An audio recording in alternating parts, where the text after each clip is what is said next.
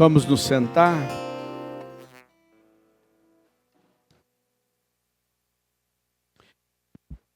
Nós vamos refletir sobre a carta de São Paulo no capítulo 9, no versículo 8 e seguintes.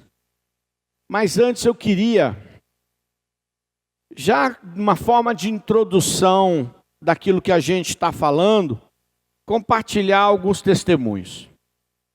Ontem, na parte da tarde, logo 11 horas, eu fui para Paranavaí, aonde estava acontecendo o EFETA, que é um encontro anual que é feito pelo pessoal lá de Paranavaí, pelo Padre Adão, no Parque de Exposição. É um evento muito grande, né? Um evento igual é o Halel aqui em Maringá, um pouco menor, claro, Paranavaí é uma região um pouco menor. E haviam shows, haviam pregações, haviam momentos de grande intensidade. E quando eu terminei minha pregação no módulo da família, eu tinha depois uma pregação no módulo de adoração, um homem me parou no meio do caminho e disse assim: olha, eu vim aqui esse ano, porque no ano passado, eu vim aqui com meu joelho estilhaçado. Meu joelho estava partido e não tinha como ser reconstituído. Os médicos iriam fazer um tratamento apenas para ele ficar enrijecido, para eu poder caminhar. E a minha maior preocupação, dizia ele, é que na minha casa eu preciso trabalhar. E o meu trabalho exige que eu tenha que me mover com facilidade. Eu não sou um intelectual, eu não tenho um trabalho desse tipo. E ele falou: e no ano passado eu vim aqui, e Jesus curou meu joelho, e por isso eu vim trazer aqui hoje os exames. E aí ele me deu todo um monte de exames, mostrando como estava o joelho dele, a ressonância magnética, todos os exames. E ele dizia: e eu vim aqui andando para contar que o Senhor restaurou o meu joelho. Vocês não aplaudem nem isso? Mas o que me chamou a atenção, eram duas coisas. A primeira é que Deus restaurou o joelho dele, mas a oração dele era uma oração de preocupação com a sua vida financeira.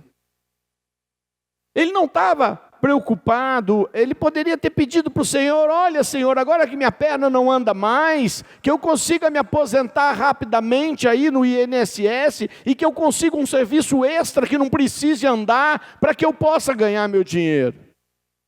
Não, ele pediu para o Senhor que ele precisava daquela graça. E o Senhor curou o seu joelho, e ele um ano depois, ele voltou lá andando para mostrar o milagre que tinha recebido. Hoje, quando eu entrei aqui, uma moça me deu um testemunho dizendo assim: quero testemunhar como Deus é maravilhoso em nossas vidas. Há mais de um ano, tive que parar de pagar o banco. A minha dívida tinha virado uma bola de neve. Hoje, recebi um boleto, onde me deram um desconto de 97%. A dívida estava em R$ 32.740. Precisava pagar R$ 724. E Deus já tinha preparado tudo. Preparado o dinheiro para eu quitar a dívida.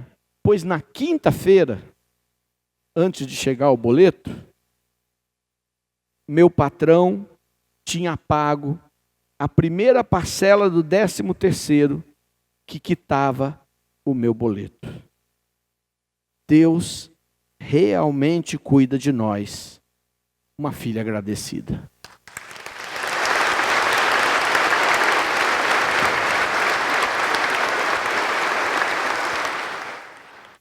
ligou um rapaz de Marialva.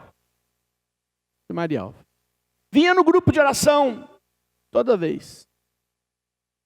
Diz ele para mim, no telefone, que ele tinha um estacionamento de caminhões usados. E quem é do ramo sabe que esse ramo quase se desintegrou. E ele diz que começou a ficar numa depressão muito grande. As viagens, segundo ele, para Londrina e para chegar aqui perto do interior de São Paulo, onde ele buscava os seus caminhões usados para revender, se tornaram para ele um peso muito grande. E a mulher dele, percebendo que o estado dele se piorava, ela disse: vamos ao grupo de oração. Ele não queria vir, mas acabou vindo ao grupo de oração, e Deus tocou, e ele se sentiu motivado a amar Jesus, e começou a não se preocupar mais tanto com as suas dívidas, com seus caminhões, com as suas dificuldades, e ele então foi vindo no grupo, até que um dia, diz ele, que Deus deu uma palavra dizendo para ele: vai plantar grama. Eu não acredito que eu tenha dito essa palavra aqui. Eu acredito que Jesus falou para ele, e ele deve ter ouvido de mim, mas eu não lembro de jamais ter dado uma revelação dessa. Mas também não lembro de tudo. Plantar grama. Pois ele fechou um negócio, um mau negócio, mas era o negócio que ele tinha. E foi para Imperatriz, no Maranhão. De lá ele me ligou, porque lá ele trabalha na direção de um grupo de oração. E ele disse para mim: você quer vir aqui para a Imperatriz do Maranhão pregar um encontro? E eu disse para ele: não posso, estou no meio de um projeto específico. E ele disse: é porque eu queria que você visse. Hoje eu viajo mais de 1.000 quilômetros para vender a minha grama. Ele falou: tenho 2 casas, tenho um salão de aluguel. E eu queria dizer que estou fiel ao Senhor aqui.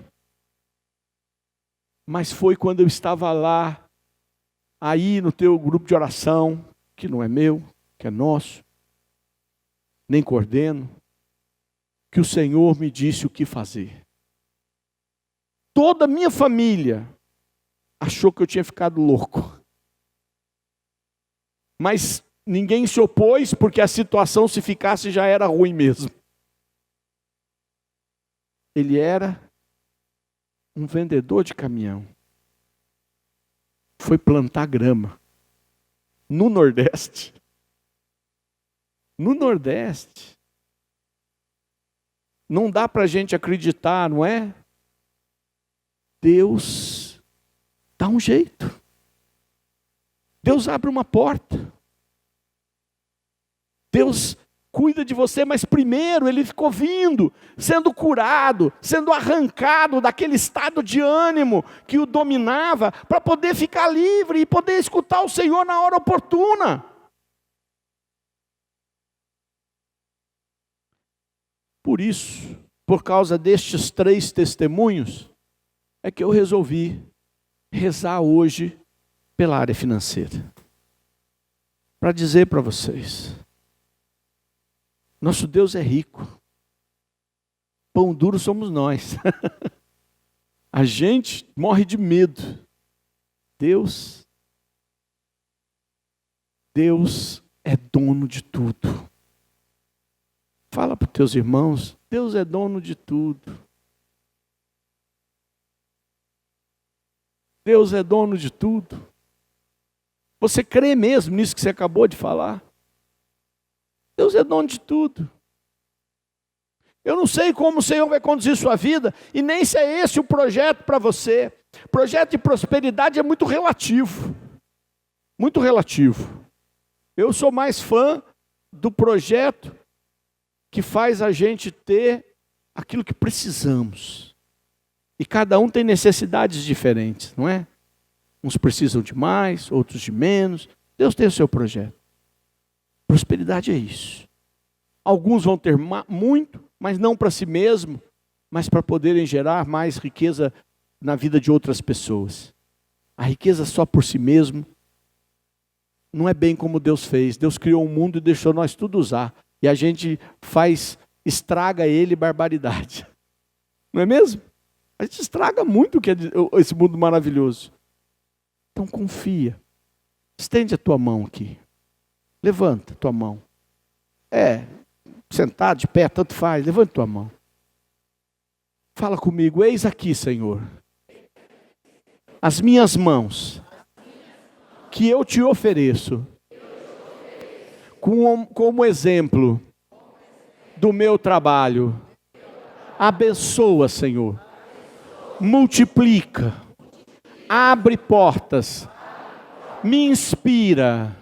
Me dá sabedoria. Coloca do meu lado pessoas boas.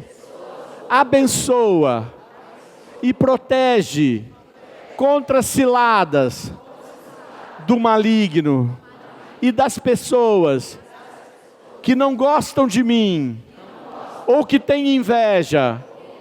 Me proteja. Abre as portas. Que tudo seja para a tua honra e para a tua glória. Amém. Vamos nos sentar de novo. E agora eu vou ler o texto para vocês, que diz assim: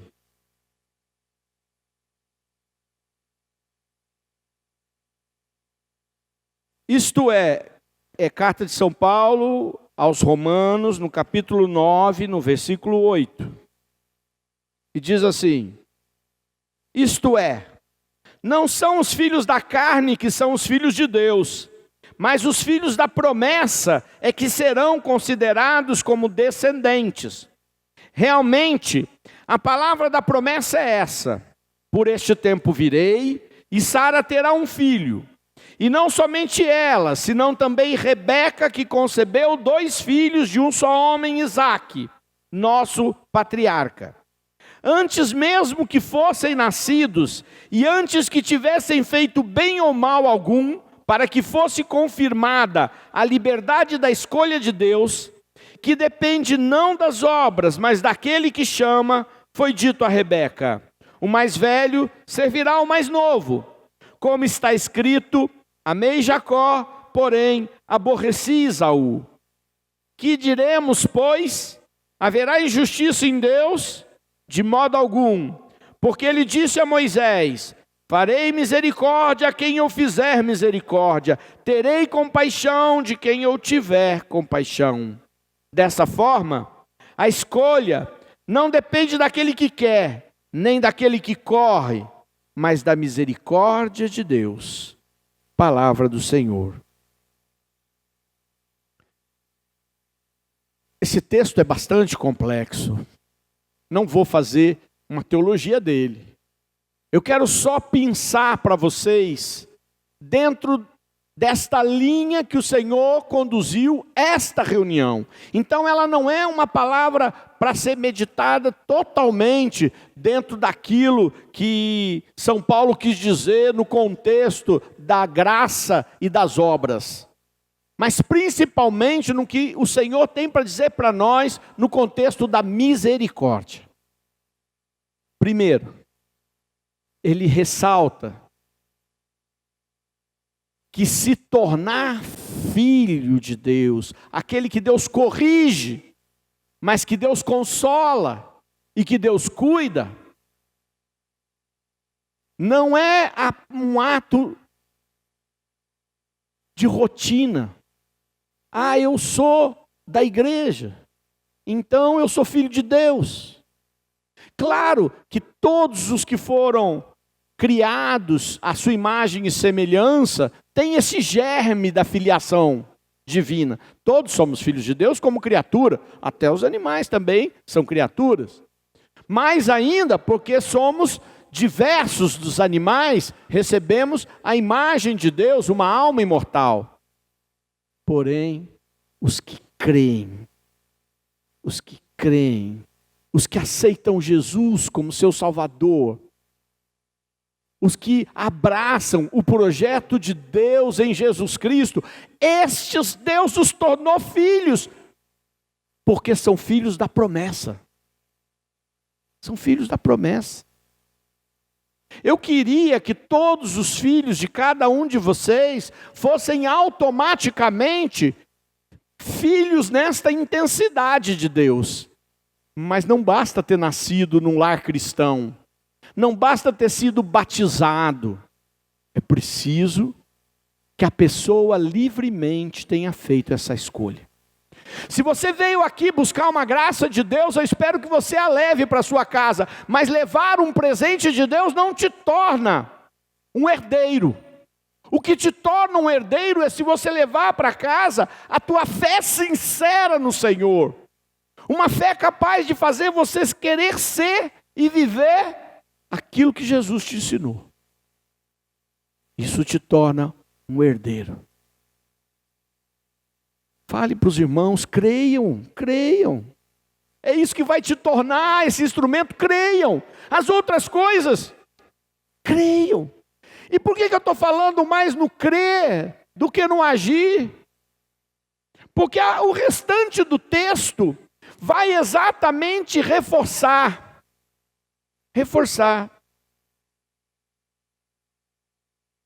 Que não depende só de querer, não depende de fazer um monte de coisa, depende da misericórdia dele. Se você quer que o Senhor te acolha porque você é bom, porque você faz direito, porque você é religioso, porque você faz tudo certinho, porque você faz todas as devoções, porque você é uma pessoa de oração imensa, isso não vai te dar garantia de nada. Está me ouvindo? Você e eu precisamos desta palavrinha. Misericórdia. É isso que você precisa. Eu preciso. Que Deus tenha misericórdia de mim. E não que Deus olhe e fala, Sidney, você está lá no grupo de oração. Sidney, você já abriu mão disso ou daquilo por mim. Sidney, você dobrou as tuas características que eram tão ruins e foi se tornando uma pessoa melhor. Por isso, Sidney, você vem para cá que você é meu herdeiro. Não é assim. Tem gente melhor do que você, melhor do que eu. Tem ou não tem? Tem. Tem gente que naturalmente é mais bom do que a gente. E às vezes essas pessoas acabam ficando tomadas de inveja, porque falam, mas por que aquela pessoa não é tão pior, né? Porque não depende de tudo isso, depende de você acolher a misericórdia de Deus na sua vida. Fala, Senhor, eu preciso da tua misericórdia.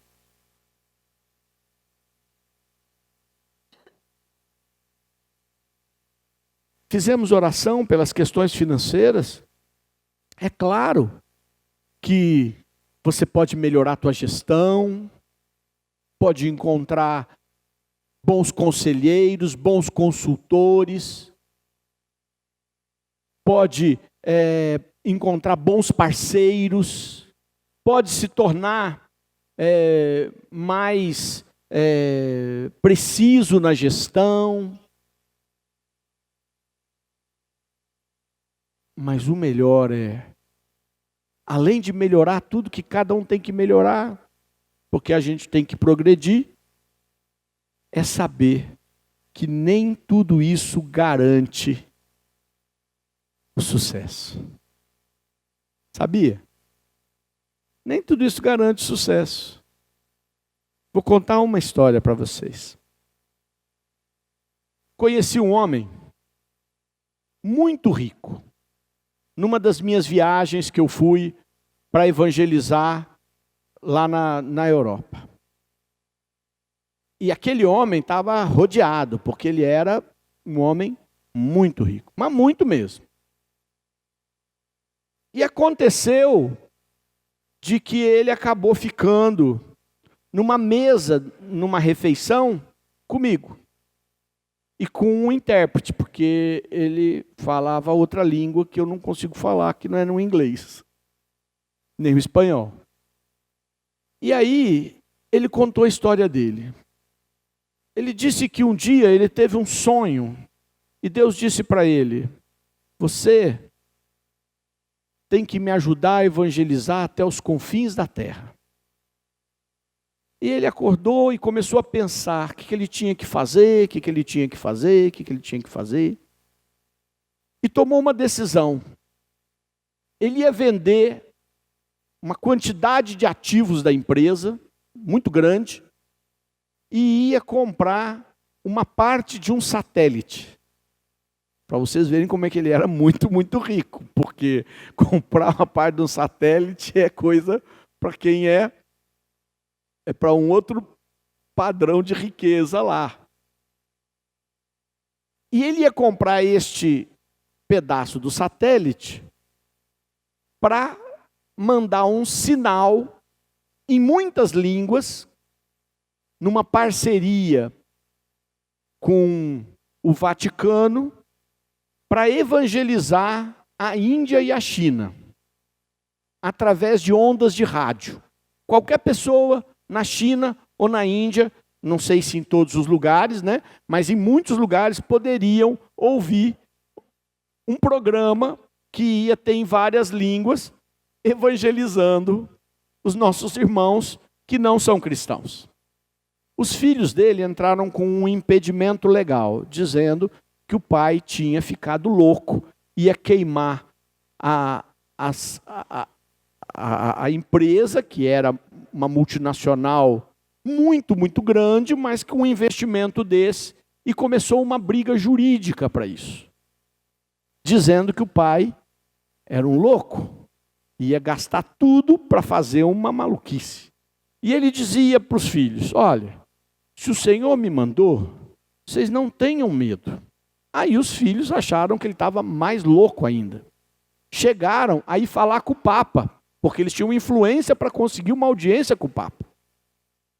E o Papa chamou ele, a pedido dos filhos, para falar: será que você não está exagerando? Que coisa maluca, faz uma boa doação aqui para a igreja, nós temos grandes projetos. E depois que ele conversou com o Papa falou para ele: você tem a minha bênção. Ele então colocou este sinal no meio de uma briga judicial, teve que separar as ações da empresa com os filhos, com uma parte dele, e os filhos disseram: o senhor vai ficar na miséria, pai, porque nós não vamos te ajudar nessa loucura. Ele conseguiu tantos sócios que queriam evangelizar a China e a Índia, que o canal de satélite dele deu um lucro maior do que várias das empresas que ele tinha. Ele então resolveu fazer um cerco de Jericó nas muralhas da China. Levou Padre Elias Vela, que já veio no Brasil, um exorcista famoso. Depois ele levou o padre que faleceu, o padre Rufus Pereira. Levou o Ralph Martin dos Estados Unidos. Pegou as maiores personalidades para ir, pagou tudo para eles irem para a China, fazerem um cerco em cima da muralha da China. Hoje ele já faleceu. O Papa foi no enterro dele. Os filhos disseram: